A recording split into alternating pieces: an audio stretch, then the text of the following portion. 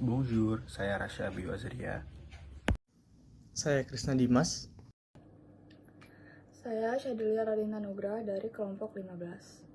Albert Camus adalah seorang filsuf, novelis, esais, dan jurnalis asal Prancis yang lahir pada 7 November 1913 di Mondovi, Aljazair, yang pada saat itu merupakan koloni Prancis.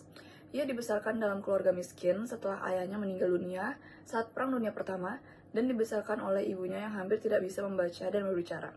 Pengalaman hidup di lingkungan kelas pekerja, serta latar belakang kolonial sangat memengaruhi pandangannya tentang ketidakadilan sosial dan absurditas kehidupan manusia.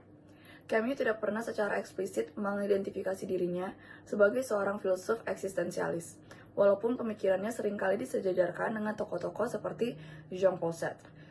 Justru, ia lebih dikenal sebagai pemikir utama dari filsafat absurdisme. Suatu cara pandang yang menyadari bahwa manusia secara kodrati mendambakan makna dan keteraturan dalam hidup. Namun dunia ini sendiri bersifat tidak masuk akal, acak, dan tanpa makna yang melekat. Gagasan mengenai absurdisme dijelaskan secara mendalam dalam karyanya, yaitu Le Mythe de Sisyphe, yaitu tokoh yang dikutuk untuk mendorong batu ke atas bukit hanya untuk melihatnya terguling kembali ke bawah secara terus-menerus, sebagai metafora untuk kondisi manusia modern. Bagi kamu, hidup manusia mirip dengan nasib Sisyphus, tampak sia-sia dan berulang tanpa akhir.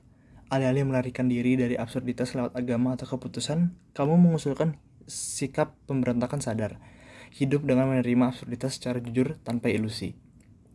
Dari sinilah lahir konsep kebebasan dalam pemikiran kamu, menyadari bahwa hidup tidak memiliki makna yang diberikan dari luar, justru membebaskan manusia untuk menciptakan nilai-nilainya sendiri. Bagi kamu, kebebasan adalah tanggung jawab untuk hidup secara jujur dan etis dalam dunia yang tidak memberi kepastian moral. Ketika seseorang sadar bahwa hidup itu absurd, namun tetap ingin hidup dengan martabat, ia memberontak. Maka kebebasan adalah akar, dan pemberontakan adalah buahnya.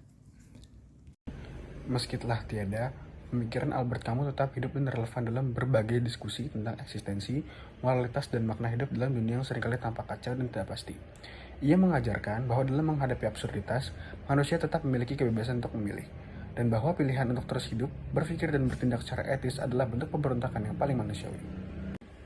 Nilai-nilai kebebasan kamu dapat kita lihat dalam kehidupan sehari-hari di era modern, di mana semakin banyak orang yang memilih jalan hidup, karir, atau profesi dengan jalannya masing-masing. Semakin banyak orang yang memilih jenjang karir dengan cara yang unik dan tidak terpaku pada profesi yang biasanya seperti pekerja kantoran atau pedagang.